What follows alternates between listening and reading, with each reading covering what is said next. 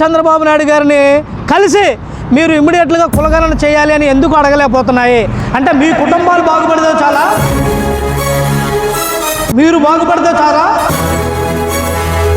మీరు కోట్ల ఆస్తులు సంపాదించుకుంటే చాలా, జాతి ప్రయోజనాలు మీకు అవసరం లేదా?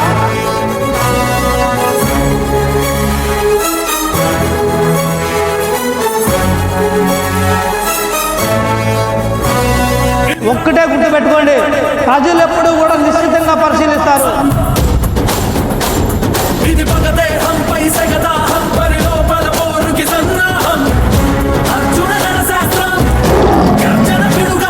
బీసీల్లో చైతన్యం నివ్వెరి గప్పిన నిప్పు. మీ సర్వేలు ఏట్లకి కూడా బీసీల పల్సు అందదు.